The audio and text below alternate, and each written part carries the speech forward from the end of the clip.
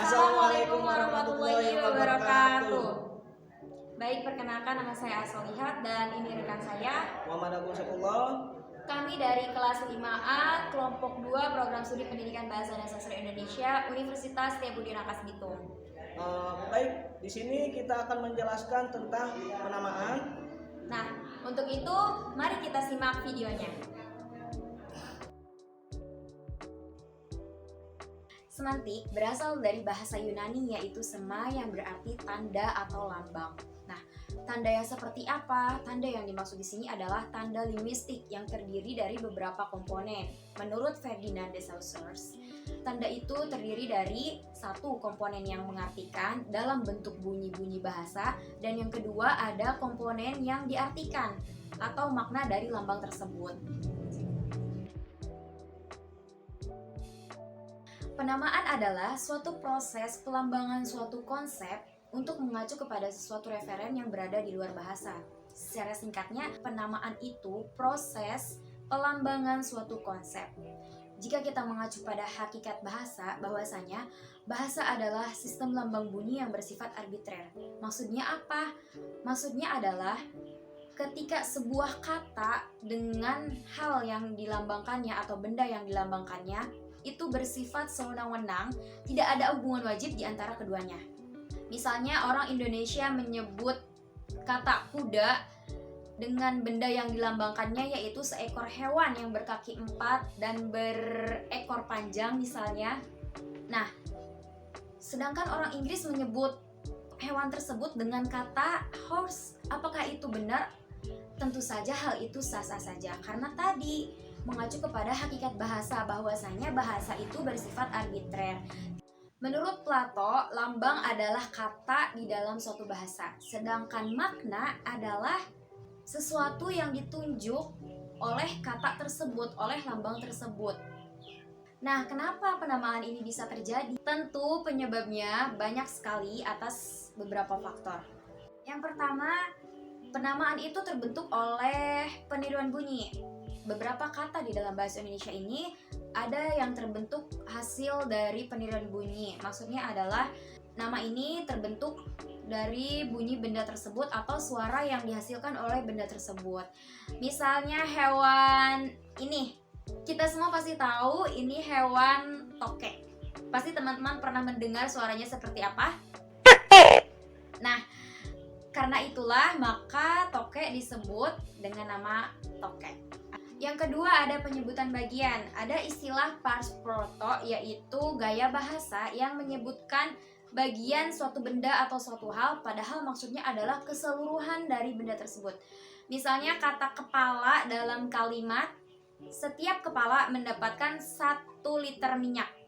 Nah, maksudnya di sini bukan berarti satu kepala satu minyak, akan tetapi maksudnya adalah setiap satu orang mendapatkan 1 minyak. Nah, maksudnya di sini berarti keseluruhan dari orang tersebut, bukan hanya kepala begitu, satu orang secara utuh begitu.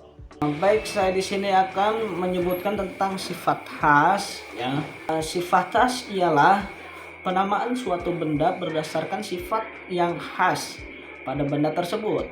Nah, hal ini terjadi karena transposisi ada antara perpindahan posisi makna dalam pemakaiannya, yakni perubahan dari kata sifat menjadi kata benda. Nah, karena kata sifatnya yang amat menonjol, maka kata sifat itulah yang menjadi nama bendanya. Contohnya, orang yang pelit disebut si pelit. Nah, yang kedua ada materi tentang penemu dan pembuat. Misalkan nama benda yang disebut berdasarkan nama atau penemu atau nama dalam peristiwa sejarah. Contohnya Muzair atau Muzair adalah nama ikan air tawar yang ditemukan dan diternakan oleh seorang petani yang bernama Muzair dari Kediri, Jawa Timur. Nah, yang ketiga ini ada tempat asal. Nama benda dapat ditelusuri berasal dari nama tempat asal benda tersebut. Misalnya kata kenari yaitu nama burung yang berasal dari Pulau Kenari di Afrika. Kata magnet berasal dari nama tempat, yaitu Magnesia. Nah, kata kerja yang dibentuk dari nama tempat, contohnya kata dipasarkan berasal dari kata pasar dan berarti dijual secara umum. Nah, namun piagam atau prasasti berasal dari tempat penemuannya, contohnya piagam Jakarta, piagam Telaga Batu, dan lain-lain. Yang pertama ada bahan. Bahan adalah nama benda yang diambil berasal dari nama bahan pokok benda tersebut. Misalnya, karung yang dibuat dari goni, yaitu jenis serat tumbuhan yang dalam bahasa Latin disebut Coccus capsularis, disebut juga goni. Contoh lainnya ada bambu runcing. Bambu runcing dibuat dari bambu yang ujungnya dibuat runcing hingga tajam. Dan contoh lainnya ada kaca spion, kacamata, kaca jendela, kaca mobil, dan lain-lainnya yang berasal dari bahan pokok kaca, yaitu keserupaan. Keserupaan adalah kata yang digunakan dalam suatu ujaran yang maknanya dipersamakan atau diperbandingkan makna leksikal atau makna dalam kamus itu sendiri. Nama benda dibuat berdasarkan kesamaan sifat atau ciri makna leksikal itu. Contohnya kata raja pada frase raja dangdut, raja jalanan, dan raja kumis. Perlu kita ketahui bahwasannya raja adalah seseorang yang memiliki kekuasaan tinggi atau orang yang berkuasa. Sedangkan raja kumis disebut dengan orang yang mempunyai kumis tebal atau kumis lebat. Yang selanjutnya adalah pemendekan.